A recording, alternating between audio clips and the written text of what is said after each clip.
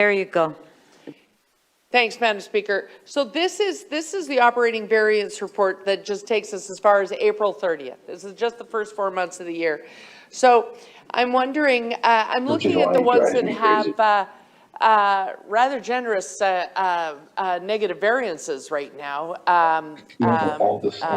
Please come to mind, fire services, transportation. Councillor Burnside, we can hear you. You're on your phone. Okay. All right. Go ahead. I think I only had one left at transportation, fire services, police, parks and rec. And I'm wondering, those are ones with unfavorable variances at early in the year in operating. That's a troubling sign. But I'm wondering, are those divisions where we kind of we knew this might happen as we were adopting the budget, and they were to find efficiencies within, or is that an instruction that has to get to them at this point?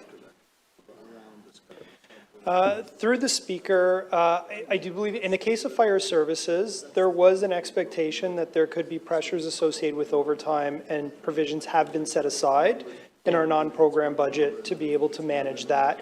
The other three programs have come about based on added pressures that would not have been identified as we were building the budget.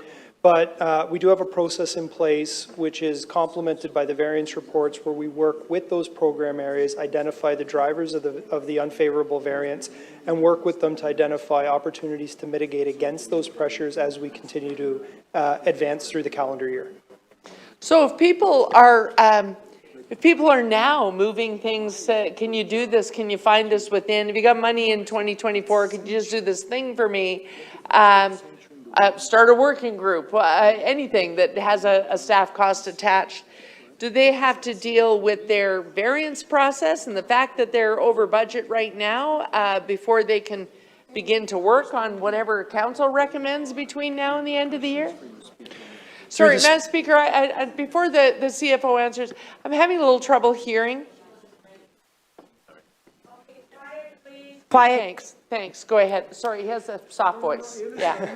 Through the Speaker, that is an absolute consideration that we take as we're working with program areas where we identify the need for an item that may not have been specifically budgeted for. Yeah. We will review if it can be accommodated within the approved budget, within an existing appropriate envelope of funds. In the case where a program is projecting a deficit, that is a consideration, and it would have an impact on our ability to be able to advance on an item that has not been budgeted. So if council adopted tonight to spend some money, well, in any department with an unfavorable variance, and there's gray area, they're currently in deficit, and yet we're saying, hey, find this from within, but it wasn't in the 2024 document. Who signs off? Do you have to sign off on it? Does the city manager have to sign off on it? How do they proceed? Through the Speaker, so if an item were brought up at the staff level, there would be discussions that would happen between financial planning, myself, their appropriate DCM, and obviously the division head. Any direction that might come through council, you may see a motion come forward where we would identify what is the financial impact and whether or not this would result in a variance or if it would be able to be accommodated within the budget. Okay, and lastly, my last question, Madam Speaker, through you, is with respect to the variances that are reported there, because there you could read the chart and there's an exact number as of April 30th, but in the text on a number of divisions, certainly those four sort of outliers with big numbers, but in all of them, there's the recommendation that here's the variance right now, but we are in a bargaining year. And that applies kind of across the board, does it not? We're in a bargaining year, which means the picture could continue to change throughout the year. The impact of bargaining isn't anywhere in the April 30th charts, right? The true variances they're in as of April 30th don't include any increased cost of salaries and or labor. Through the Speaker, no, we would not include those costs within the appropriate division or agency until a settlement is reached and the funds and the costs are transferred over to the program's budget. So in your view, and I apologize if I'm asking for too much of an opinion, but in your view, we have some significant unfavorable variances. The economy is doing its best to recover, but it's doing it slowly. And we know, because it was in the 2024 budget, we're going to have a significant opening shortfall. Should we be taking a very careful approach to spending any kind of money, whether it's a staff cost or a repair or whatever at the moment?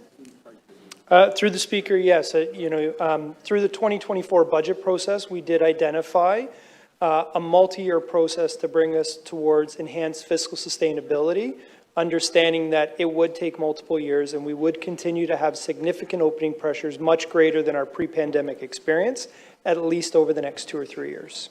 Thank you.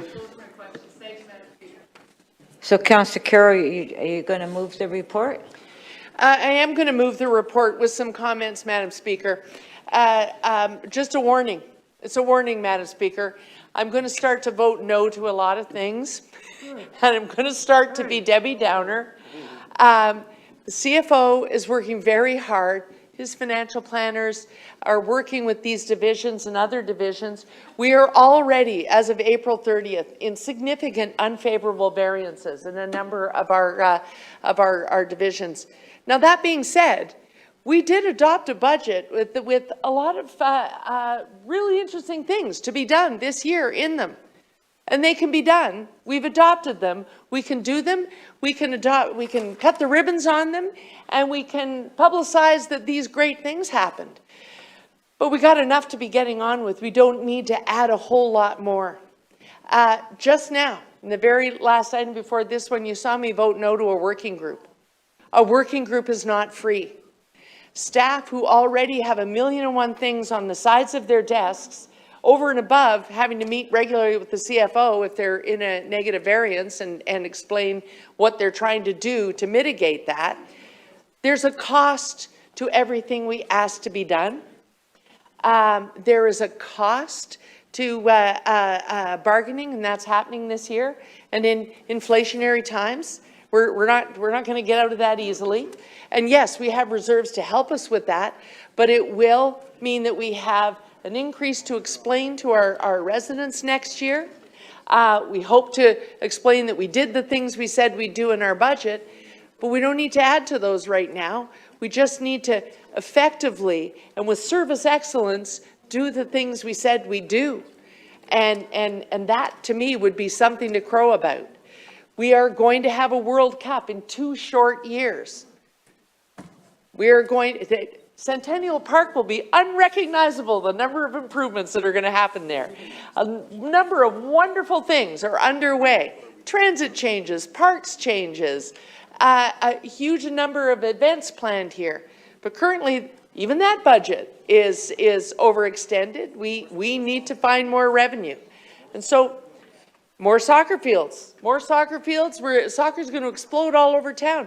That's something we can execute. But can we keep adding? I would submit that we cannot keep adding. We need to just keep very close watch that the things we did promise to do get done. And we start thinking about things as things we will look at for 25 if we can. That this variant says the things that it says as of April 30th. If you didn't have time to look at the variance report, I would submit that if you've never done it in any other year, to have a wonderful 2026, you need to read this now and start helping the divisions get the work done that they committed to do when we adopted our budget in 2024. Those are my comments, Madam Speaker. Thank you.